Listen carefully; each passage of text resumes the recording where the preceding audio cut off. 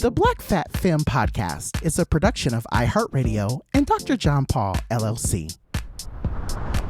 Hey everyone, Joho and John here. Just wanted to let you know, by the time this episode comes out, we will have been past the inauguration of the new administration, and we know there's going to be a interesting 4 years ahead of us, maybe less depending on what happens. We want to let you know that we are here for you. Our show is committed, as long as we're on air, committed to talking about all the things that will be about our liberation and our work together. If you need more community, please feel free to follow us, reach out to us, message us, email us, whatever you need to do, send us to no girl, whatever you need to do to get us, to make us see you, we got you. If you have ideas for show topics that you have for us as we experience these next 4 years, we're here for that as well too. We're sending everyone love, strength and solidarity, strength and community. Maybe all find ways to make a lot more justice movement work happen in our communities and in our country.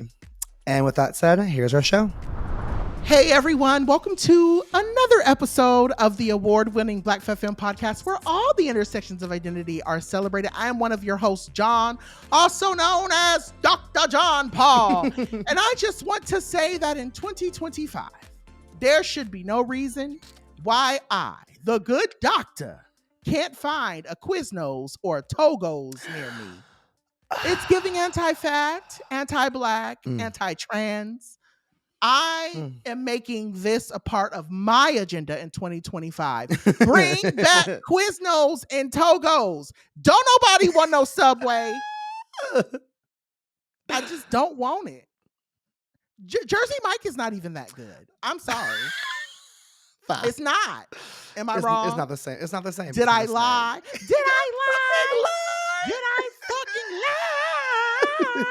Stop! Bitch, I'm screaming. You know I'm a walking meme. You know that. You know I'm a walking meme. But how are you, bitch? Bitch, I miss Quiznos. Lord Jesus, oh my God. Bitch, I miss the Quiznos. Literally last month, as I drove back to the Bay with mom, my mom and I drove back from the Bay. We saw a Quiznos sign off the 5, and we were like, my mom was like, Jordan, there's a Quiznos, we gotta stop. I was like, oh girl, Quiznos, let's fucking go. We pulled over, stopped there, just to be bamboozled. The sign was still there, but the Quiznos was not. It was now Taco Bell, which is fine. I love Taco Bell, but the way I was like, how y'all keep a Quiznos sign? Because I fucked heavy with the Quiznos. Amen. Now, that's why you my people. That is why you are my girl. Also, tell me why. So Togos? I was never like a big fan of Togos, but I got it. We would go. Which is so weird because now today I like love sandwiches. But I was like, is it Togos or To-Go's? Because it's Togos. Okay. It was Togos. And the only reason why I know that is because there used to be a Togos next to the Starbucks I used to work at back in my heyday. Okay. And we would always go in for lunch to that Togos because one of my friends from college worked there and he would always hit me with the discount. Yeah, because Josie Mike's, Firehouse Subs, Subway just don't hit the same as they do. Like they don't, and they keep trying to be those girls, but they just cannot be those girls. To me, they don't have the range. You are not that kind of girl. That's just how it is. Anyways, not even Panera. Not even Panera. I mean, but Panera brings herself as a different kind of girl. Like she's in a class of her own. Actually, we should do a whole episode just on sandwiches. Ooh, and we should rate. Yeah, that's gonna be so. For the dolls that are listening, we probably if not next week, the week after. No. We're gonna go ahead and do our what's on your plate. John, this has to be an in-person thing. We have to film ourselves eating these sandwiches. So we'll have to do a mukbang? A mukbang, yes, ma'am. A mukbang. Yes, okay, ma'am. Okay. We can Panera, do Subway, Firehouse, Disney Mice, and we'll try every sandwich together. Bitch. And we'll give y'all. So we're gonna plan that. That will be. That'll probably be special behind the scene content for those. We'll probably put that behind a paywall because I don't like people watching me eat. But I'm screaming. Yes, but for the listeners and for the watchers, we will probably give y'all some exclusive content. But that is a great idea, Joho. That is a great idea. So all to say, fam, it's Sharon, your girl Joho, and soon you will find. I won't do a paywall. You can watch me eat anytime you want, girl. If you want to give me money, go ahead, girl. I won't stop you, but I'll do it for free. I'm here to tell you. What I'm here to tell y'all is, I will say this: shout out to the girls who do nails because they really be doing the damn thing.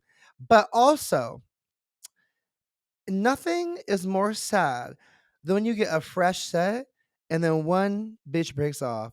Like Mm, it becomes mm. incomplete. Like I have these, but then I have this little like half nub now, and it's sad because these my real nails. Like Right, right. these my real. If y'all can see me, these my real nails. A bitch got length, and so when a nail breaks, it hurts. First of Mm, all, physically, but also emotionally, because you realize you have to part with the beauty that you just have bestowed upon you. So I just want people to mhm. know that for this month, I have been changed in the worst way because my nail broke. And it makes me so sad. And this is how I cope with what around me. The world's on fire, literally, but my nail broke, and I'm crying about it. So that's how I am So wait, today. so you're gonna have to go get an acrylic put on? No, I'm just gonna deal with it. I was just like, because I don't go back inside. Because also, like, if I go in, they'll have to like they'll have to undo. They have to like take off the gel, Yeah, take off the acrylic powder I have on top, put a tip on, do it all again. It won't the same. I'll just deal with it. I'll just say it's a style until the choice. next I'll say one. style because it's not so bad from afar, but it's not Mhm. so bad. Like I you don't can even know which one tell, you're talking about. girl. That one broke? Oh, I see. Okay, But see, okay. but no, but But you can file. Can't you just file it to make it more so I sharp? was thinking could file it. It will just look like it will just look like a smaller file, and the ombre won't be the same. But yes, I could, and I think I will. I think I'll just do that. Okay. I'll make it work. I'll make it work. Like No, I'm having to get a new set anyways in a few weeks, so I'll just wait for the new set. But I like, just got mine and done for creating change. By the the way, cosmic by the looks time cute, y'all hear this, huh? and the cosmic looks cute, girl. Yes, it's giving. I wanted the was it Alphaba, alfaba? Alphaba, alphaba, alphaba, alphaba, alphaba. I'm giving you the alphaba look alphaba. here. If Yes. you can't, yes, bitch. We've got to be seen in green. So for Period. those of you watching, you'll probably see me put my hand to the thing. I didn't get them long this time. Last time they were super long, and I found myself struggling to type. So Mm. I so I was like, you got to cut them down, girl. But yes, this green is definitely giving me everything. I'm really into green right now, and I don't know why. It's a But cute color. It's a cute yeah, color. it's just it's definitely my like I feel like I'm in my green era. Like I love green so much. But anyway, we're gonna go ahead and kick this show off, and we're gonna kick it off like we always do. We're putting our ask out. We have said to the universe, Tisha Campbell is going to join us one of these days, but she's not here right now. So with that being said, we're gonna celebrate her in our still here section, our still here segment, I should say, in our still here segment. And I wanted to ask this week, the question for the dolls is, what is something that you are still holding on to that you need to let go of? Now, I was going to go and give you a whole, but I feel like I want to hear yours first, and then Mm, I'll share mine. So, like, if you have yours up front in the front of your mind, what mm. is something you're holding on to that you feel like you need to let I go s of? John, who do you work for? Like, are you in my therapist sessions talk about this? Because I swear you have some questions that are pertinent to my life at that moment in time. Too I close just for want to comfort, know, huh? why are you watching me? Where are the cameras? Well, Where are the but this, cameras, girl? but the other part of this is, I mean, we've been doing this together for almost 3 years. We've been friends for Mhm, almost 10. mhm. Like, I mean, at this You're like point, you're like, "I know you, bitch. I know it's you." kind of like one of those things is like, I mean, as much as we don't see each other on the day to day, we see each other once a We week. s We talk and we almost all see week. each other, It's like we see each other. So, I period. mean, come on now. But At the thank at you, you're this right. point, it's gonna come up, You're right, you you're know? right. So I Mhm. think for me, what I'm holding on to that I need to let go of, I think so today actually was unpacking, like, I commit to myself to telling the story that this is so vulnerable on this show that I feel like I just don't typically say. Because I know y'all see me as this confident ass bitch, and I am. Like, I am that bitch. I'm confident as hell. Like, I love my fashion. I love my friends. I love personality. But I struggle with feeling confident when it comes to meeting guys. Mhm. Because it's just it's not easy, and guys be It's not. sucking sometimes in the worst Yeah. way. And so I I'm wanna preface that and say people suck. I don't even think it's just guys. I yes, know what you I mean, mean but yes. I'm saying, like, I think in general, I think we as a yeah, just Yeah, people suck people in do general. suck, I hear but you. I'm trying I to kiss hear you. guys, and so I they know you're trying to kiss not just people, you're trying to kiss I get what you're saying. I hear you know, what you're saying. I mean, I will say I've actually thought I actually could be more expansive these days. I could. There's some folks Mhm. I'm like, "You know what? Maybe I don't need to be with someone who is a cis man," and that's actually fine, I'm and I gonna love tell you that. right now, try yeah, I tell you, being gender affirming means you are open to all and everyone. And I will Um, happily affirm some genders I know because that's right. Come on okay, down. Come okay. on down. Come on down, y'all. But anyway, so my what I'm letting go of is just the idea, like is my own commitment to believing that I'm not like desirable enough to be seen or flirted with or like blah blah blah blah blah or like made out with, Mhm, whatever. Like I'm committed to the idea of people are fat phobic and they don't like my body. And I know that there are people who like who do like my body, but majority of people, especially where I live, are more fat phobic. And mhm, I um and like I know I want to release the hold that has on me. Like mm, if people mhm. don't like my body, that really is on them and not me. And like I can still outwardly be my confident self, and like that will Mhm, pull somebody in regardless. I don't need to like I don't need mhm, to search for that. I can just like be myself and like be confident in mhm. myself. And so I'm trying to be in my like Delulu era of like I'm gonna walk around like everyone wants to fuck me and call that a good damn day. But like I need to let Yeah, go of the idea that no one does because everyone does. At least right. when I'm talking myself. Yeah, and you're speaking to something I think is really important for folks to hear, not only just on the mic, but for folks to kind of just carry with them that even the people that we think are like quote unquote attractive or people who are conventionally attractive, most of them, this is something that has really helped me kind of feel a little bit better about my own body in these last couple of years. Learning and seeing that statistics have shown that a lot of people who present as skinny and gym rats, and I'm trying to look good. A lot of them don't even like the way they look. A lot of them have a lot of body Mhm, dysmorphia. And then even on top of that, there are statistics. I don't know the statistics verbatim, but I know that there are stats out there that show that a lot of the people who we believe that have quote unquote beautiful exteriors are doing really dark and really harmful things to keep those exteriors. And so mhm, that's something that I hope, I know that I wouldn't say I'm preaching to the choir, but I know someone could easily say, John, shut the fuck up. You have a husband. What are you talking about? But I also want folks to realize and understand too that even for me, though I've been married for almost 15 years, I still struggle with my body. I still struggle with like, so for instance, like not trying to tire the situation, but like today, when I was working out on my Peloton, I ordered a new Peloton. They were having a sale. And so I ordered a whole bunch of new Peloton shirts and Peloton shorts, and the Peloton shirt stops like halfway. It's basically a crop top. mhm, And I could feel myself getting ready and looking at in the mirror and being like, oh, look at the way my belly hangs out around my, like I could hear myself beating myself up about how I looked in particular crop top. And then something just kind of grabbed me and said, well, people just gonna have to deal with the fact that you got a belly, and they just gonna have to deal with it. Like mhm, that's where my head is now. Like people just gonna have to deal with this big body. And that's the thing I really hope that you take with you, Joho, is that the person who loves you, the person who will come to love you, or will learn to love you, is going to love you.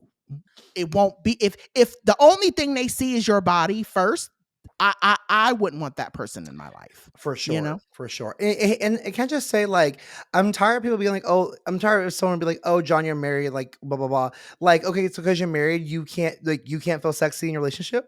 Like, Right. Right. girl, like are married people not also like shouldn't they also feel sexy in their relationship? Shouldn't they Right. also be allowed to like find themselves and their partner sexy and like actually like just because you're married doesn't mean you want to stop like you want to stop feeling desired. Like, And it doesn't mean that you feel sexy all the time. yeah, yeah, That's yeah. the other thing that I don't think people get. I think especially when you're loving someone for such a long time, and that's maybe something that we can delve into longer, later on down the line. But that's something that I don't think we talk enough about, is about how hard it is to still love the way you look after years of being with somebody. Mm, Do you feel attractive? Do you feel sexy? mhm, Like, the struggle of feeling sexy. But like I mean, to my point, Joho, like I think it is imperative that you really, and again, I know you know this.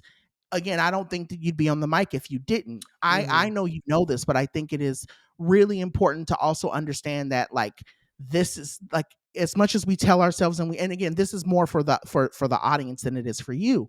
The same people that we're looking at and that we're idolizing about how they look and how they feel, they're probably looking at us and being like, damn, I wish I could feel that good in that body.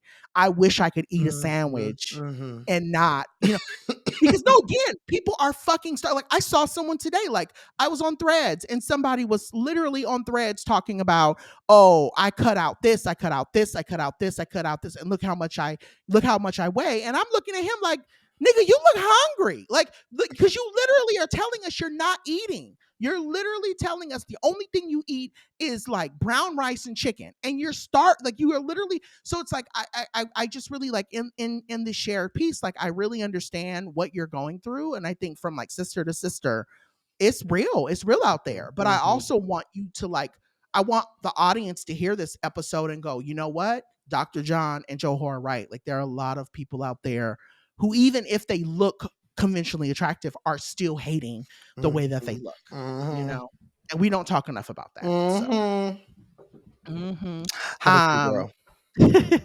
Well, for me, so I personally, I know what I'm about to say is old as hell, and I also feel real bleh about being super vulnerable on the show.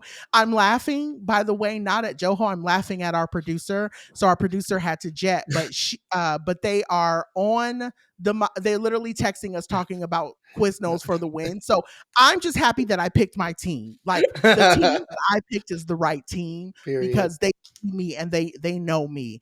But what I was gonna say is, one of the old things that randomly still creeps up in my mind and bugs me, and I know I need to let it go. All Keisha Cole, no Keisha, Keisha.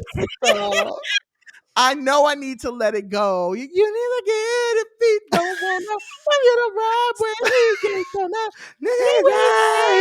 can't where you wanna be. No Keisha. Yeah, I had to. I want my little spicy would not let me let that go.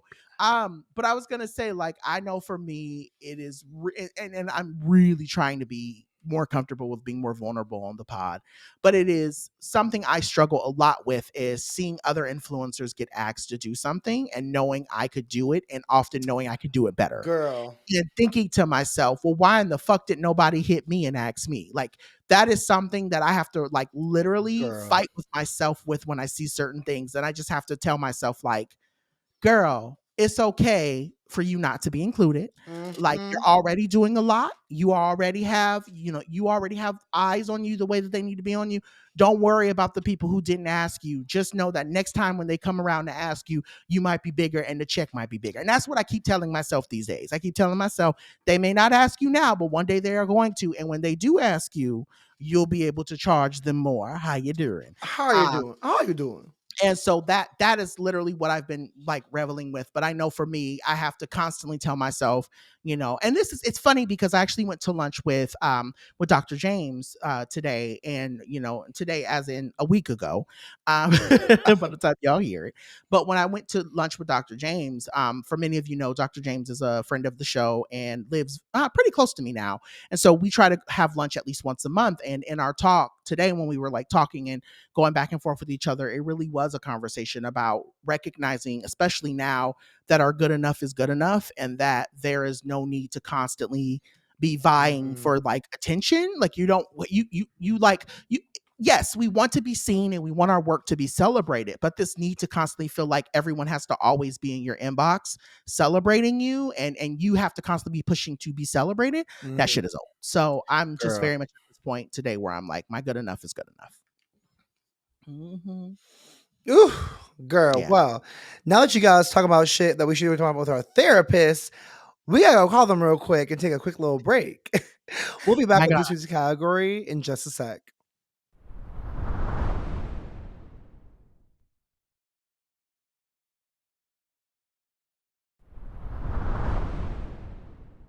All right, fam, we are back, and this week, me and my bestie wanted to dive into our roots a little bit, not Kunta, but a little Kenta.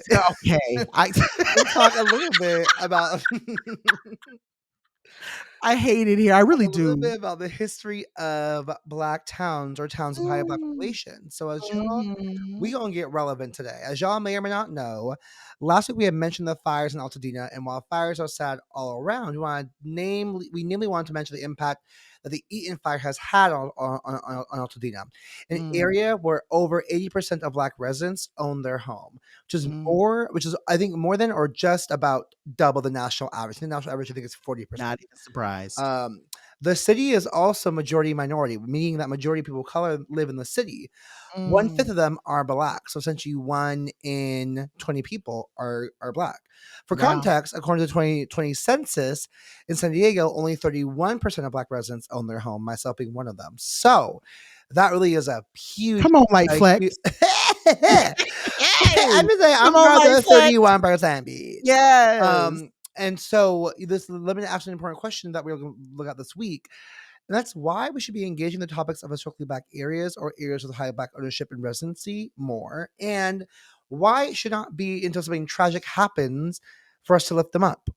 Yeah, I think so Joho, I love that you mentioned this in our kind of our prep meeting. You were talking about like last week we mentioned it and then we Yeah. kind of just like skirted past it. But I also think last week we didn't really both of us really didn't have the capacity to really like dig into it this way because it was also and it still is fresh and I think that's Yeah. the hard part about this is like even when you drive over the 10 or when you're looking around, Los Angeles or when you're on social media, we're still seeing homes that are still burning. Mm-hmm. And so again, it was a little fresh for me last week, but I'm glad we're diving into it now because as you all know, we talk about intersectionality on the show. And one of the intersections that we have to talk about is this idea of how oppression impacts the buying power, Mm. monies, home buying, all of the things that you think about in regards to being a black individual living in Southern California. And I'll say this is not in the script. I'll say this and then I'll go on to making my point. I know a lot of folks who listen to the show, specifically when we look at the stats of the show, there are a lot of people who are on the East Coast and in the South who listen to this show who don't understand the racism that lives here in Southern California. And so I thought this, when we were talking about doing this episode, I said this is a perfect time for us to engage not only the stats, but also to engage the history of Southern California so Mm. folks have a better understanding of what's really what has happened here, but then Mm. also too what is happening here. And so one of the things that I see on social is that it often feels like the only time we engage our history in Southern California is when pain is on the horizon. And what I say Mm. about that is it's like, so for instance, like the only time we ever really talk about racism is like with Rodney King or when something like this happens, right? Someone black or black people are impacted by something. And with that being said, I wanted to note that before we like talk about the importance of talking about this on a grander scale, um, did you know one of the things that I found in doing the research for this? Did you know that historically black towns, also known as freedmen towns, emerged primarily after the Civil War to newly freed black people who were establishing their own communities as a way to seek political autonomy, Oh. economic independence, and escaping the racial South? So it wasn't even like people were just saying, oh, we want to live around black people. It was basically them saying, we don't like the racism that we're facing Okay. after coming back from the Civil War. So we're out of here. Like we're out of and that Okay. in a lot of ways that actually makes a lot of sense because again, me being Tyra Banks, bringing it back to me, my grandfather lived in Alabama and was also in the Civil War and ended up in Los Angeles. And so did my mom's father. My mom's father also same thing. Well, so no, I take that back. My grandfather on my dad's side is from Mississippi and was in the Civil War and Mhm. migrated after he came back. And then my mom's father, I don't think he was in any type of war, but what I do know is that he lived in Alabama and he hit the Mm. bricks when he realized that his parents realized the racism was too bad. They also moved to Compton, California. And so yeah, like I don't know how much you know about your background, but I know for me, I know that like seeing this proves this rings true for me because that's exactly how my family landed in Los Angeles. Okay, teacher, teach us some today, beach.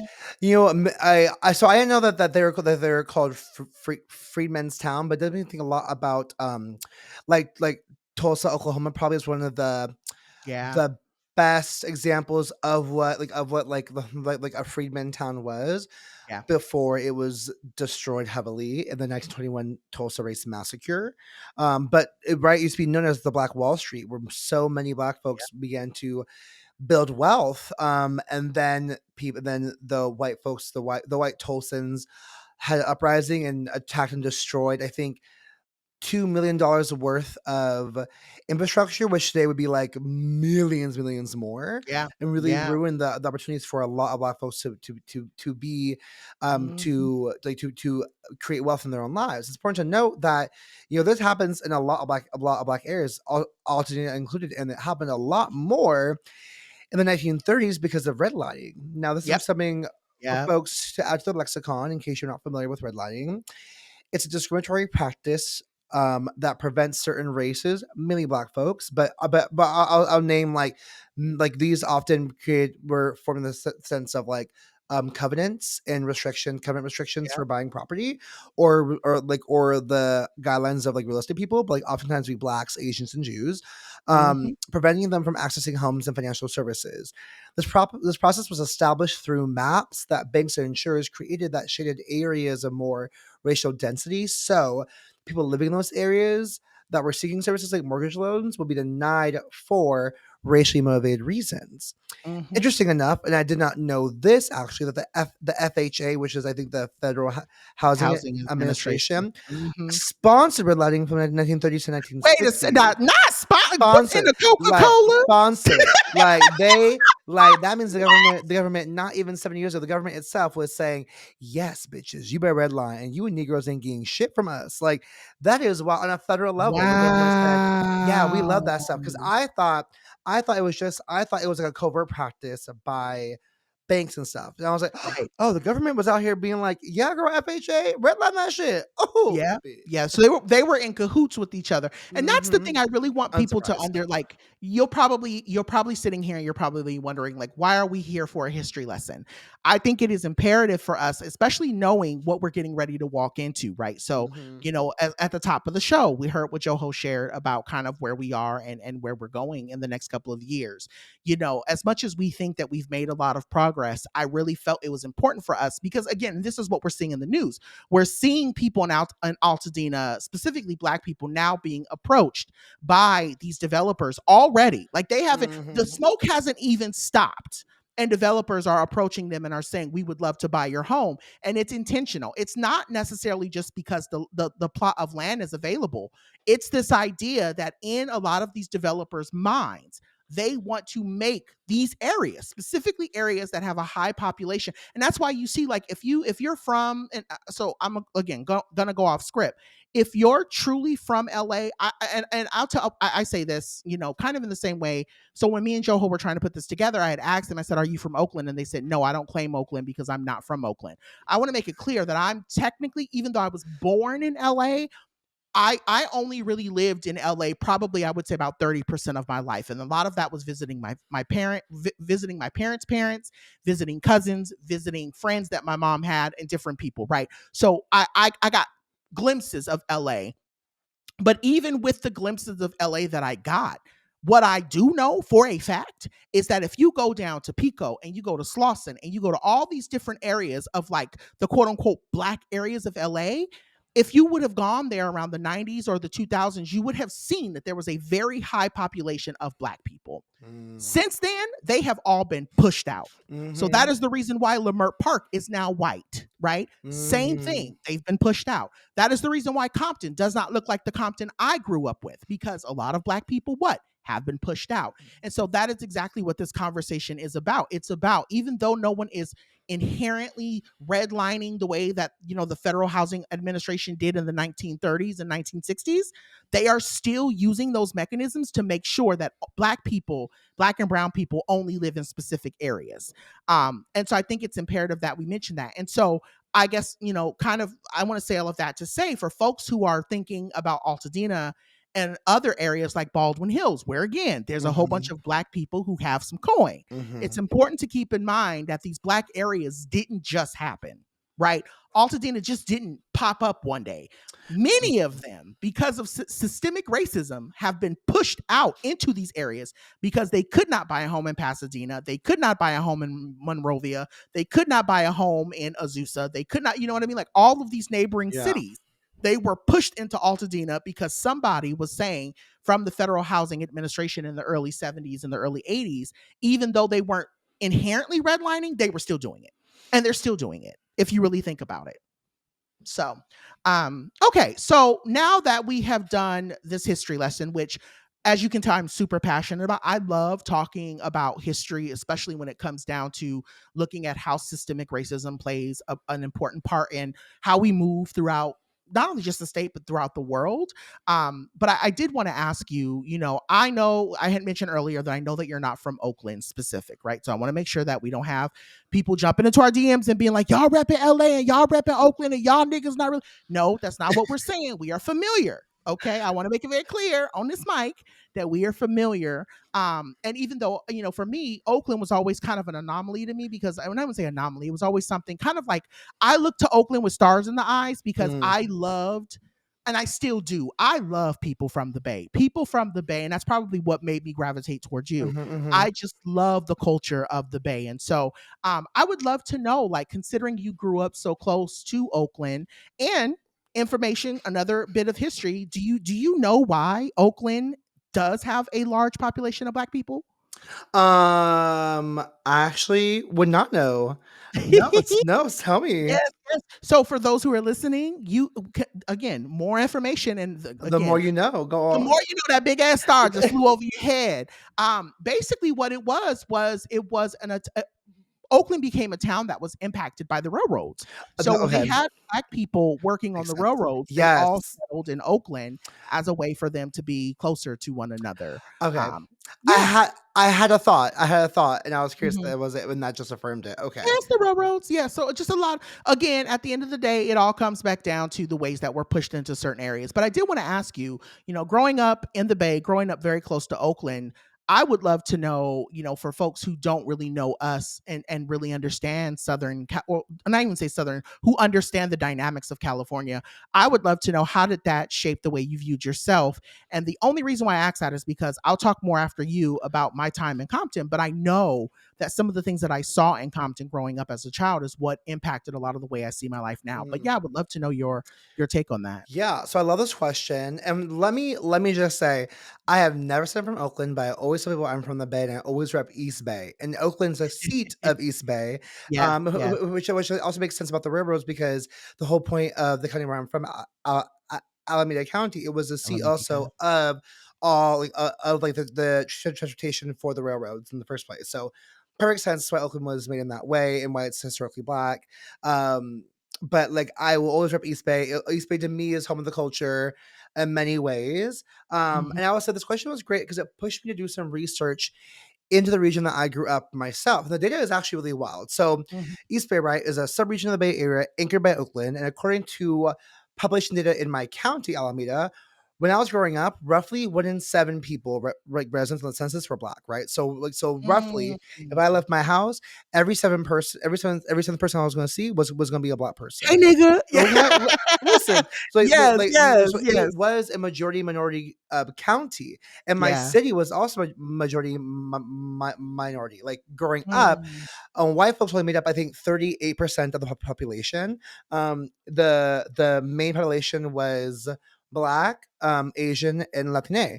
Yeah. Black folks at that point made up roughly 15% of the population. Right. So that's a 1 in 7. And so to me it's interesting because I always tell people, like, growing up, I feel like I definitely grew up in a multiracial bubble. So like when Mm. people, so like Mm. if someone were to tell me, like, as a kid, if I quote unquote like didn't see race, right, like quote unquote, I would have understood that because I truly felt people like we all look different. Yeah, We all look yeah. different. And that never meant anything bad. And so I grew up in a lot, with a privilege in that way to know that I got to see a lot of BIPOC faces around me and a lot Mm. of BIPOC successes in terms of jobs, education, home ownership, and essentially, right, kind of a flip on the head of a suburb, because where I grew up was a suburb of Oakland essentially, and flip on its head because we all know suburbs were made for white flight in the first place, Right, and right. so to be in a suburb where everyone was really multiracial as well, and it's different now because when I was looking into the data, right? So Mhm. now we're in the county, less than 10% of people are Black. So now went from one in Mm. seven to Mhm. 1 in 10 or 1 in 11 people are going to be Black. Wow. Additionally, right, in Oakland, this is fascinating. Some 60,000 people have left since I think since the 2010 census, right? Yeah. Again, 60,000 being pushed black out. folks. I mean, 6,000 black folks, right? Mhm. So a place that had historically a Mhm. huge population of black folks, like 20 something percent, now is at like 13 something percent, I believe. So it's like Wow. so fascinating to understand that like the migration patterns of people. I will also say white folks also are less of a population now. So now where I grew up, white folks were growing up were 40%, and now they're like 26%, I think. Like they're in the 20s. Mm, So interesting. So like in some cases it became more minority majority, but maybe only one ethnic racial group. yeah. My minority became more the majority there. So it's interesting to see how that happened, but also like, oh, of course it did, because now when I go back, right, when I go back to visit, especially when I go back to the city, city, which is San Francisco, folks know what that means, like in slang terms, the city, there's much less black people that I see. You know, Mm, I think I say a lot with people where I stay with you, like on my brother where he lives now. This is a street where he grew up on, and I think his family, his Lola of bu- blessed memory, her husband's still alive. She lives on the other side, the other end of the street, and he lives with his aunt and uncle. And but the house, they've owned the house for the past like those houses for the past 80 something years, and they're yeah. the only people I think on those streets who originally own who own those homes, versus everyone else has lived there have kind of been pushed out. Now it's like Yeah. now we go there and it's hella white folks. No one's like not many folks of color and stuff. So I'll Yeah. just say, yeah, super interesting stuff. Yeah, there's so many pieces that you hit that I'm like, we could go on and talk about for days. But I think one of the things that is most salient and most important in this conversation that I'm hoping that people will take from this kind of, reading rainbow way of how we've talked about what the impact of what's happening in Altadena, and, thinking about, black spaces and black places, is really thinking about this idea of this. Like, I really want people, if there's nothing else you take from this talk, is or from this episode, is really hearing this notion that there are a lot of people who probably struggle. I think that's the thing that has hit me so hard emotionally and has made it so hard for me to talk about, is thinking about, like, I think about so for instance, like I said, like my grandfather on my dad's side, he goes through everything he goes through in the Civil War. He gets a little bit of pocket change. He buys a home in LA and he says, I want this home to be in my family. And it still is. One of my uncles still owns the house where we grew up and where we were. Well, actually, he just sold it, but it's still in the lineage. Like my uncle still is, like, and I wouldn't say sold it. I think that he basically rents it out and he Mhm. basically allows people to live in it, but the reality of the matter is he still owns it. Um, but I say all of that to say, I think for me, it's like to be in that mental state of knowing what you've gone through to build a life and a home in an area that you probably were pushed into, that TBH you probably didn't really want to be in. You probably Mhm. wanted to be in, like I said, a Pasadena, or you probably wanted to be somewhere along that line of Glendale, or you wanted to be somewhere in the more prettier and the more Burbank, even maybe, and Mhm. probably were told you can't live here, right? Like, we won't sell a home to you. You need to go to Altadena, right, to Yeah. buy a home. Yeah.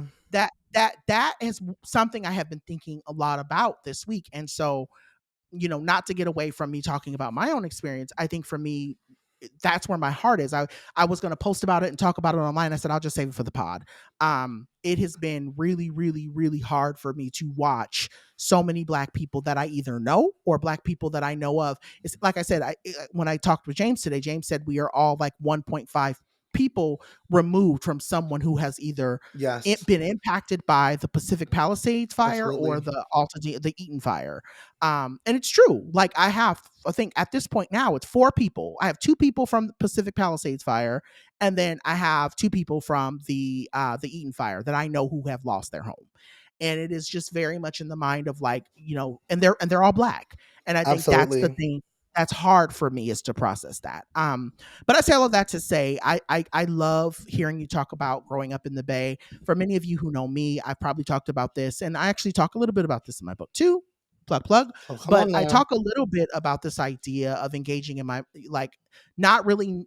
I grew up being engaged in my blackness, but it wasn't something that was always kind of in my face until I got to Compton.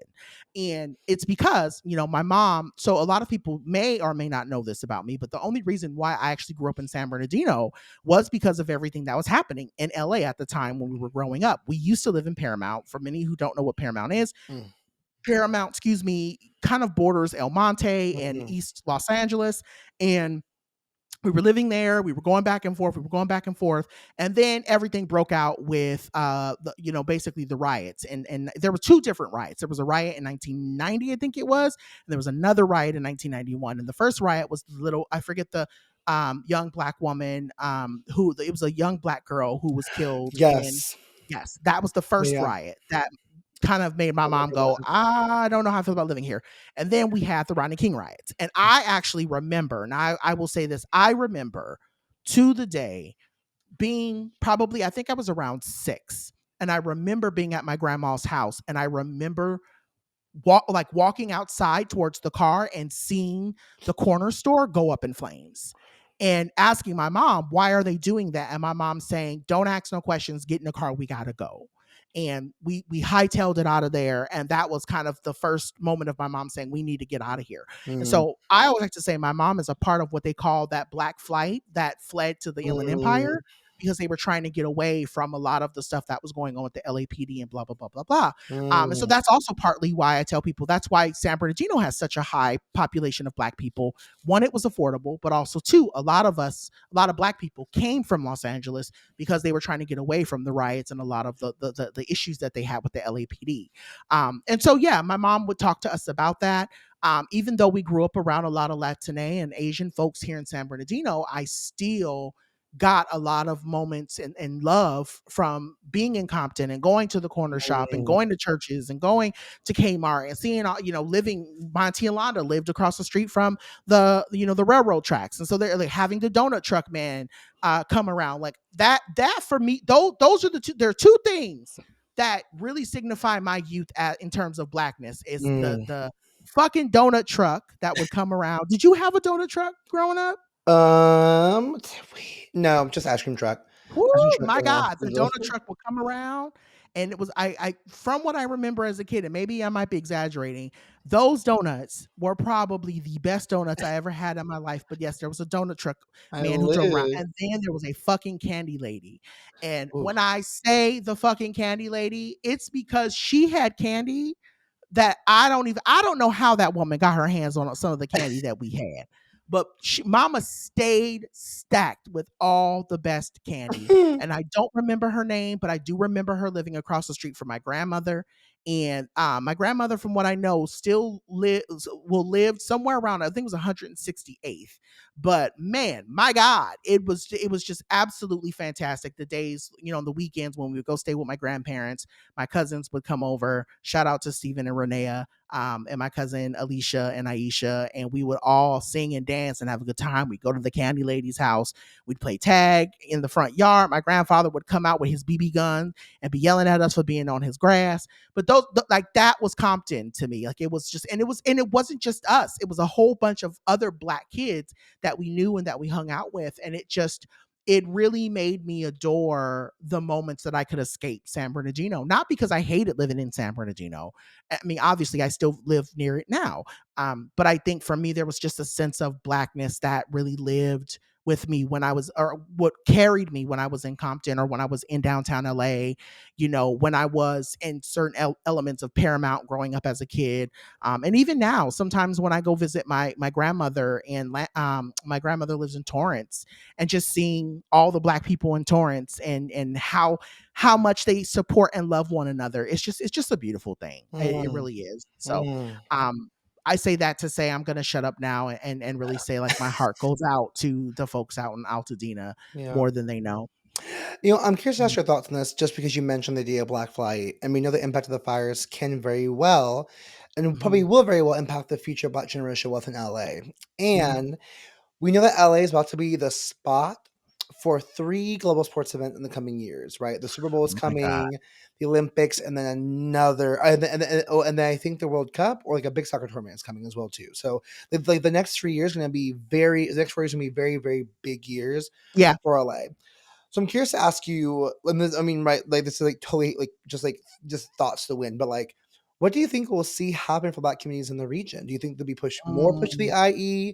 Do you think they'll be pushed more south? Like, I think we're already seeing a migration pattern of people from the Bay or even LA coming down to San Diego. Like on Threads, I see a lot. There are a lot of black, like young black folks who are moving to LA. I'm sure moving to San Diego from mm, LA. And so yeah, I'm curious of what do you think might happen because I know that there's a lot of work of like how now they have to rebuild LA, but they're also going to be people, the government, right, of LA will be rebuilding LA in a different image because they want to have an image that the people who come for these sporting events can also come and quote unquote enjoy. mm, So mhm. yeah, so I'm just curious your thoughts on all that. But to your point, I will say I think it's just at this point, I think people are gonna go where they feel safest. I think they're Yeah. gonna go where they feel most like they can celebrate themselves. I worry, it just I wonder, and this is something that I don't really have the words to kind of like indulge, but I will say I just wonder when any and all of how much because I will give it this. It is expensive AF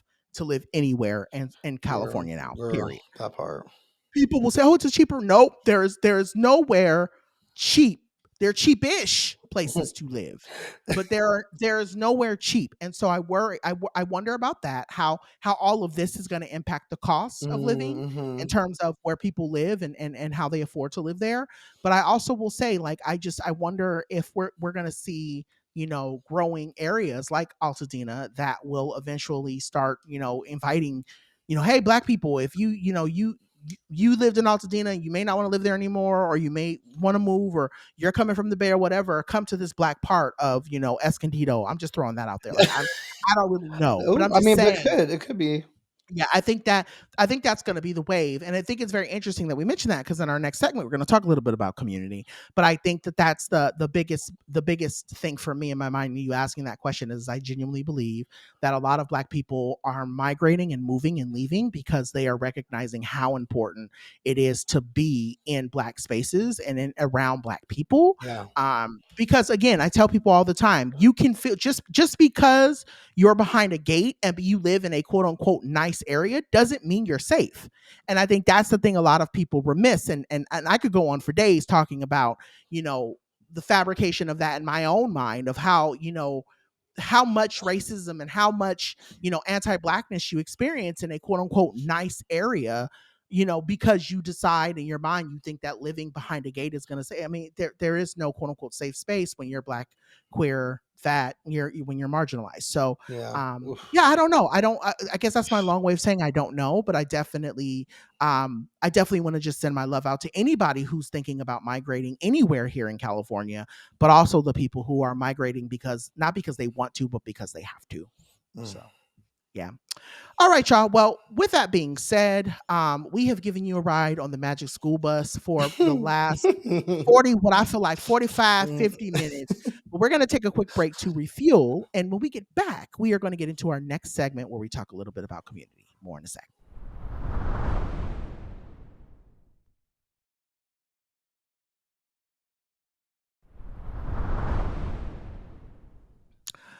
All right, y'all. So for this week's segment, we decided, or next segment, we decided that we're going to go ahead and bring back Go Love Yourself because we haven't really been in this bag for a minute. And with Go Love Yourself, the thing that I was thinking most about is really wanting to kind of like touch on something that I think we kind of hinted at in our conversation, but we really didn't like get at. And we were talking about this notion of community. And so with that being said, I wanted to ask you, especially with us being who we are at our big age. And this was something that I had also brought up on social media. I had said, I'm 39 and I don't feel like I have I feel like I want to make this clear. I feel like I have good people around me, but I don't feel like I have a quote unquote strong community Mm, because so much of my true community was from college and a lot of them have like left. Like my mm, community is in Atlanta, my community is in San Diego, my community is in San Fran. So like my community is like virtual at this point. mm. But for those of you who are in a sense of like I'm a social butterfly or I want to make I want to find the people. I want to find the dolls. I think that's one of the things that I've been thinking a lot about is this notion of how black queer people can find community. So because I think of you as a social butterfly, this week I wanted to ask you, I know that you're a little bit younger than me, and so I don't say that with how do I say that? I don't say that to make it seem like it's any easier to find good community, but I did want to ask you, Girl, your cat. she just barged looking. Girl, I am mid conversation. She said, "Bitch, She said, feed "Look me." at me, look What is at she? Is me, she hungry? look at me. How much did you put out to get in, girl?" I'll go ahead and reset and ask the question. So I wanted to ask, considering that I believe that you are a social butterfly, I want to, and again, I know that you're younger than me, so I don't want to make the assumption that it's easier to find community because you are younger. But I did want to ask you, what has been a good thought process, something maybe that you've learned that has helped you find true community out where you are um, at your big age? Girl, I'm more like a social bat. Like butterflies are I beautiful can't. creatures, floating when the wind takes them, looking elegant as fuck. Bitch, I am a fucking bat, flapping uncontrollably, trying to survive in the most chaotic way possible. Like I'm like, like I am not a butterfly, but thank you so much. What That the hell was ever go off? Yeah. but that said, finding good community is not easy. I've made a lot of community in the past few years, and now I'm kind of paring it down. Like I've been doing this over, I'm making community everywhere I go, but the past few years, especially being in the pandemic, I began like thinking about what community means to me and how do I like discover who actually feels like community and how do I manage time with them and prioritize them over people that don't feel like community. Yeah. I think good community looks like people I can enjoy both unstructured time with and structured time with, right? Like there's an article that came out I think like last month or a few weeks ago, where like or last month or like in November, but it's about how like having unstructured time with friends actually builds Mm. deeper relationships, right? Because now in the age of digital media, right? But before, your neighbor just roll up to your house, say, "Hey, girl, I was in the neighborhood, want to say hi," right? Like people just knock on your door and say, "Hey, girl, what are you doing?" And so if I can roll up to your house and hang with you without us having to do something in particular or go somewhere in particular, then that to me feels like a community. And inversely, if Yeah. we go out, are we having fun? Like what we doing? Are we enjoying ourselves? Also, can we travel together? Like, can we be in Yeah. different places outside of our city together and really enjoy having fun in new places? Like that's the thing that makes good community for me. Emotionally, it's do we tell each other what we want to hear, or do we have difficult conversations with each other as much as we have the easy ones, right? Like I don't want friend. I Mhm. don't. To me is not people who just like say what tell me what I want to hear and that's it. Like I want people who will like hold me accountable and challenge me on shit. I think finding community has a different because I'm someone right. Like I joined this quite queer kickball league, and so I've had like I made quite a few friends that I believe will be like lifelong friends from that experience. Mhm. Mhm. I think this podcast gives us a chance to meet new people. Yeah. My job gives me a chance to meet new people. So like, I'm also the person that like I think I can be friends with anybody. I've had to learn to stop doing that. Because I've learned that Mhm. actually you can't be everyone's friend, unfortunately. I think you can, but I think I've also realized that when I try to be everyone's friend, I then lose focus on the people that like have like that, like make me who I am and push me to be the best person myself. And so now Right. I'm in this Right. space of I'm negotiating what it looks like to build more community in small ways while um recommitting myself to my community I already have in bigger ways. That way, right? That way, like I don't feel stagnant and just like and not having new things or new people, but I'm really nurturing and growing with people I have currently. Because that really is what makes it good for me, and that's and I think the ways I'm finding it is like just also doing new things. Like now I'm also trying to there's this app called it's called Time Me or something time something, and it's Mhm. about basically your interests, and then it basically creates a dinner for you with 5 strangers. It sounds wild, but I'm gonna try it for one. It's like $18 for Oh, one wait, dinner. hold on. Wait, okay. Run that by me again. Say that again, because Yes. I think I want to do it too. So I think here, let me try and find it. Cause I think I'm an email. I think it's called Time Meet. Where is it? It's from yesterday. Bitch, got so many fucking emails. God damn. Okay, I think it's Time Meet or Keep Time or Time Keep. One of those things. But basically, it's an app where you will put in.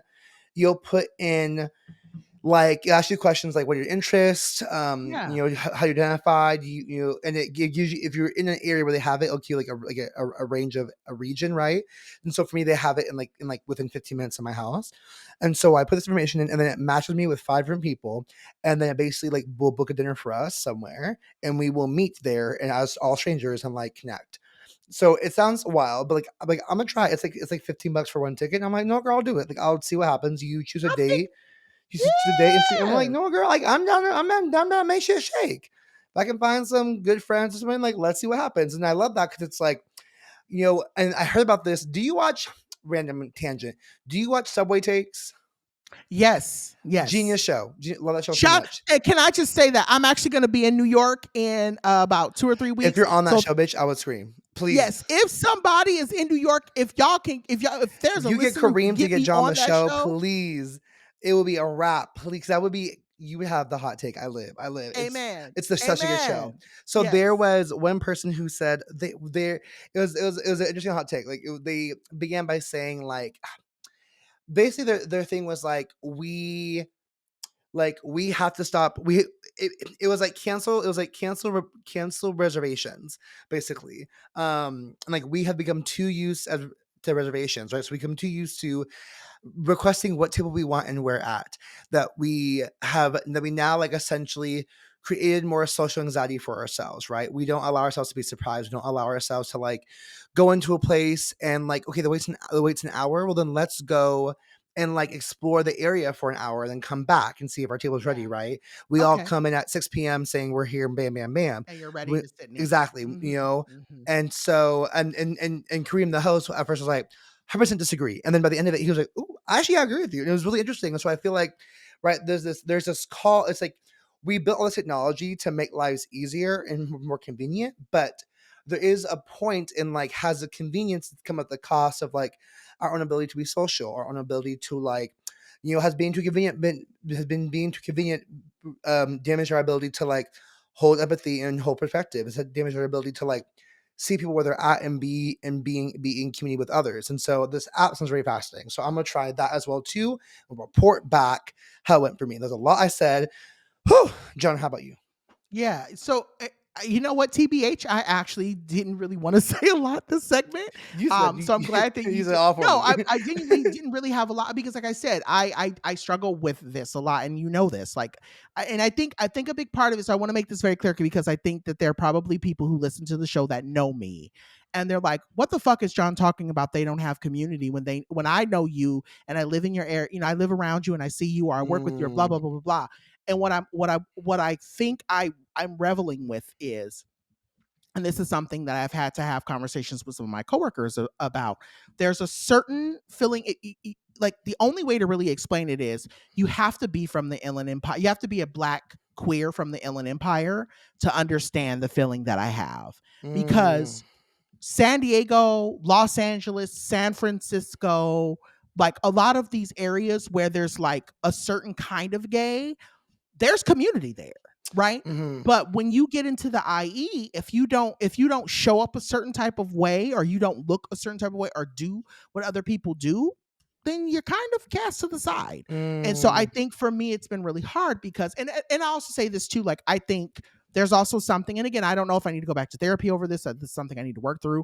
But I also think too, like growing up, in my mind, there was this picture that was painted that by the time I was 39 and 40, I'd have friends knocking on my door like Martin or like Living Single, where I would always be with these 4 or 5 people, we'd be having dinner, we'd be laughing, we'd be going on trips, we'd be doing, and I don't have that. And so, and Mm. it's not to, it's not a poor, it's not a, boohoo cry for John situation. I'll be transparent and saying, no, I know that a part of that is I'm too fucking busy. I know a lot of it is this girl has a lot on her plate and she's doing a Mm. lot, and I don't really have a lot of time to just sit around my apartment with people and chit chat and have fun. But there's also a part of me that still feels like I'll look around sometimes and I'll be like, I don't have anything planned with any of my friends, and it feels kind of like lonely. So I think a Mm. lot of it is, again, there's a certain type of growing up feeling you get being from the Inland Empire. And I also say this for people who live in small towns, you probably know exactly what I'm talking about. But there's also this element of being a Black queer in a small town that very much is like leaving to go to other big towns and other big areas. And Mm. oftentimes, if you're not that girl that's going to get up and drive to San Diego or Los Angeles every Saturday or every Sunday or for brunch, you're pretty much SOL. So that's kind of where my Mm. mind was. So that was my way of me saying a lot, even though I said I wanted to say a little. I was like, we can still say a lot. I mean, we got a lot to say about community. So T now T. that we have you all thinking about the big C word, we got to take a quick break to pay some bills so we can afford to see community. When Hello. we get back, we're gonna get into community with the things that we're gonna get into communion with the things that we love and we hate. Back in just a sec.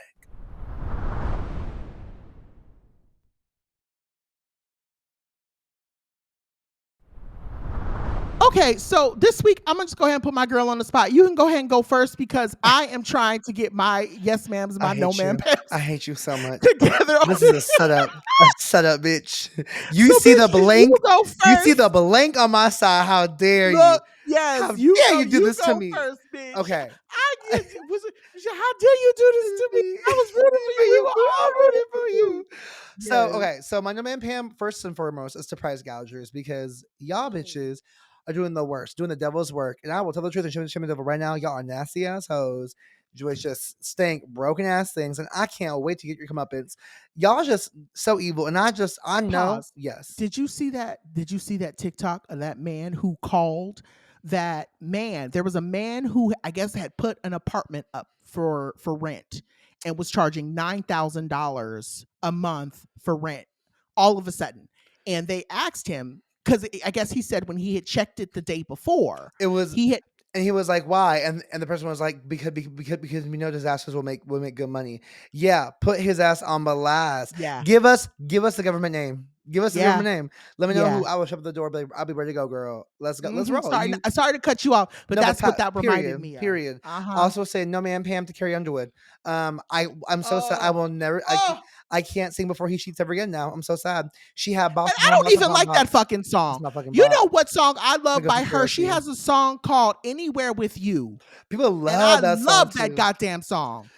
I'm so Love sad that because song. she was supposed to drop like this special that's be like all of her hit songs that she was gonna sing, and I was like, I may watch this. And people have rumored for years that she may be a little, a little Trumpy. a little trumpet, A but little trumpet girl. but it was confirmed, and I said, "Oh no!" And she was like, we have to be unified." And I said, "Girl, fuck you. You are not Queen Latifah, girl. You are not T.Y. No, that's not for you, boo." That's not the So no unity man we're him to talking about. her. Um, Also, fuck with the YMCA people too, because they performing on the, Monday. oh, they do, huh? They again, is it them or just the dude from the YMCA? It's just the It's dude from all of them. All them niggas are gonna be trash, there at that inauguration trash, singing that terrible ass trash. song. Also, no man Pam to this band on TikTok. They're closing on Sunday. I'm mad because I have friends who work at TikTok. I'm just like, I know they're gonna be pissed off when they can't go into the jobs. So word I on the mean, curb is I don't think we may have to worry. we may not. There will depends. There's a guy who said he'd buy it, but I don't know if he's being serious. But they're And also saying that we're gonna get a 270-day stay. yeah, well, so people are saying that the new president will do this as his first thing to like make him seem like it's for the people. And I hate that. I Uh-huh. hate that very much.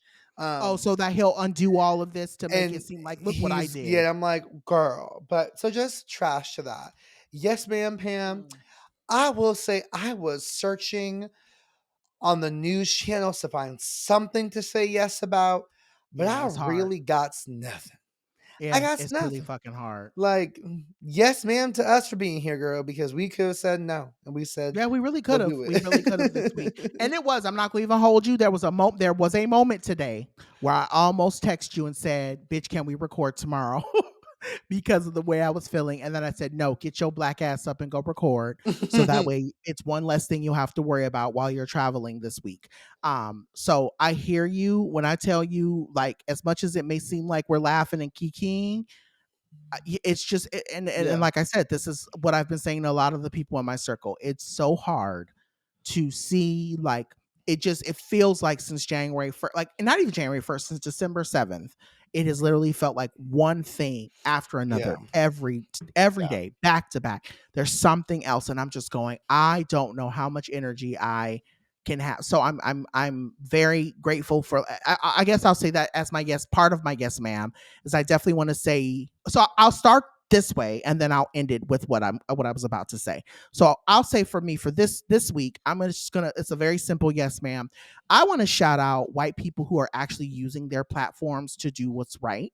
And what I mean by that is and it can show up in any way. I'm not talking about one specific thing, but I definitely wanted to shout out. So I was on her podcast last week. Meredith Lynch has a podcast called Oddly Specific, and if you Mm, follow me on social, you know I've mentioned why me being on that podcast was important. Go find my tweet or go find my post. You'll see what I'm talking about. But what I do want to say is I've learned that Meredith is not just using her platform to further her platform, but she's helped several of black creators, some of the bigger black creators that you know of. She has been okay, the one that has helped them get to the level that they are at, including Francesca Ramsey. And so okay. I definitely just want to say, like, I appreciate when white, I said, I've said this over and over again. I'm a huge fan of the podcast. What is it? I'm trying to think of it. I can see their faces, but I cannot say the name of the podcast. I'm blanking because I'm tired, y'all. But I listen to it every Tuesday, every Thursday. I've had it. I definitely wanted to shout out them, the women on I've had it. They are Mm, constantly talking mhm. about black Love them. liberation. Yeah. They're constantly talking about, the things that need to be talked about. And I'm at a place now where it's like, I don't care about you being a good white person. I need you to do something. That's it. And when I say do something, that means anything to eradicate this and to make this world better for people who look and live like me. So Please help us. again, Jesus. Like, I know that there are a lot of white people right now that I want to give the side eye, because I know for a fact that they voted for that man. They have family who voted for that man, and they could Mm, have done more to get us to a place. But I'm also, I don't want to spend my time, like, mulling over that over and over and over again. I want to yeah. celebrate the people who are actually doing good work. The women Mm, and the men and the queers and the trans people who are making space for people who look and live like me and are saying, I'm gonna do what I can to uplift you. So I definitely mm, wanted to make that my yes man for this week. My no ma'am. So I was reveling with a few other things, but today as I was driving home from running errands, this thought came to mind. Actually, while I was listening to the I've Had It podcast, I wanted to say, my no man Pam this week are MAGA people who make MAGA their personality, and what I mean by that is, like, the way I was thinking about it in the car. Like, the only way I can say it is this: if you have if being a part of a group of a sect of people is the only thing, because I know someone would say, oh, well, you make being LGBTQ your identity, you make being black your identity. Well, nigga, that's who I am. Like, I'm gonna talk about it and I'm gonna create around that and I'm going to move throughout this world because I can't get away from those things. mhm, MAGA is a mhm, choice. mhm. So you are making a belief system, a sect of people, a sect of a group of things. Your person, that to me is what's scary.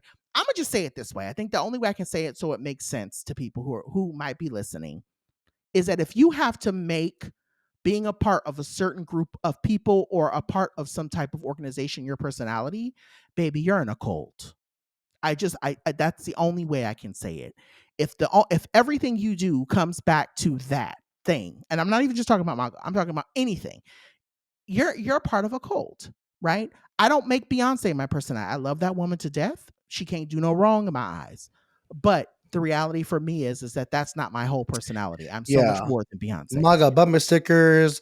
There's this dude who drives where I live in Hillcrest.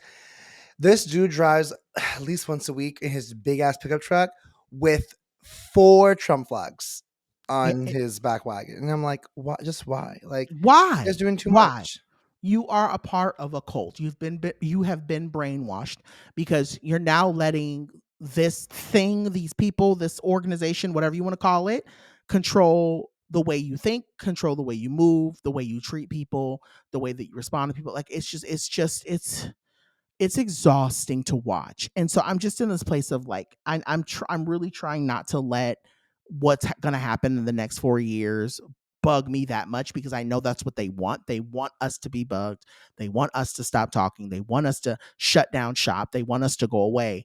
I'm not and I'm not going away. We're not going away. As long as we get a chance to plug this mic in every week to talk our shit and to be strong and to be strong Black queer people, honey, we're not going anywhere. But I just wanted to say, like, I'm just sick of people making that their personality. It's what's the point? It's trash. What is Girl, the it's point? It's trash. trash. It's trash. So I'm over it. That's it. That's all I got this week. Okay. Well, with that being said, we're gonna wrap up shop. Please send us your thoughts, your feedback, and email to blackfatfempod@gmail.com. You can send us your thoughts via social media by interacting with our post on Instagram and the skies of blue. The skies of blue. We are over there using the handle BlackFatFemPod. We are no longer on X. X. Lord, I'm already tired. We are no longer on X. That place in Elon Musk is dead to us. So, with that being said, Queen Joho, where can the dolls find you? Of course, loves, as always, you can find me at Joho Downs across all socials. Or my website, ooh, girl, what's my name? Oh, Nana. Oh, what's my name? Let me reset that real quick. I am screaming. Of course, you can find me at Joho Daniels across all the socials or my website, JordanDaniels.com. If not there, you will find me. You know what? You will find me. Where will you find me, girl? I have no idea because I have nowhere to be seen. Okay, I'm Well, trying to tonight the new episode of Traders is coming on. So what? Are we tonight. going? No, tonight. No, it's tomorrow. It's coming up tomorrow. Wait, I thought they came on On Wednesdays. Thursdays, baby. I'm watching it Bitch, tomorrow. ain't that some shit? Don't you worry. I watch it. Oh, I should do, bitch. You give me an idea. I should be doing that, girl. You'll find me taking my big mic everywhere on these streets, okay, girl? Yeah. Look, being out there with your microphone. You should Stop be tracking me. interviewing people. Yeah, interviewing people down in San Diego about things. No, so I mean, so I just did this. There's this queer professionals group, and I just did like a little thing with them where I asked people.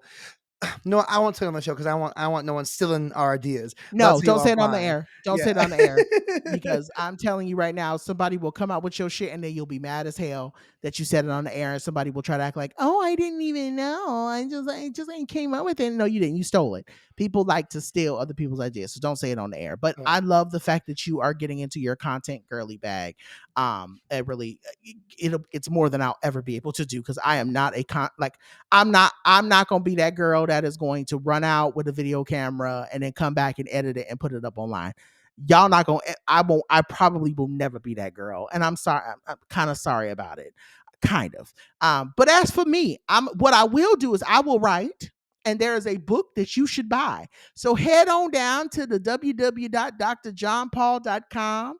You can find me on socials, but you can also find me on the corner telling people and passing out flyers, letting the girls know that this book is coming out and you need to pre-order it, because we are about around 60 something days away from the release. And if you don't have your pre-release, you're already doing a disservice to Black Fat Femmes. Yes, I'm gonna shame you into buying my book. Buy my book.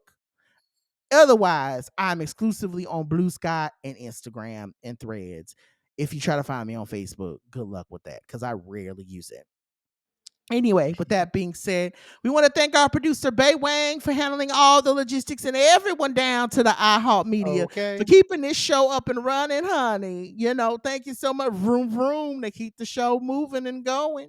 We also like to shout out our wonderful editor, Chris Rogers, because without him, we wouldn't have no click, click, click, click, click. There'd be no visuals. There'd be no show. There'd be no nothing in your ear for us for you to listen to. It'd be a really sad day. It'd be a really sad day without Chris around these parts. So, Chris, we love you and thank you so much for all that you do for the Black Fat Femme podcast. This has been another show. Stay black, fat, femme, and fabulous. And what, Joho? Remember, we may not be your cup of tea, but drink some water, baby. You probably need it anyway. You probably need it anyway. I know that's right. We'll see you next week. Love us for real. Bye.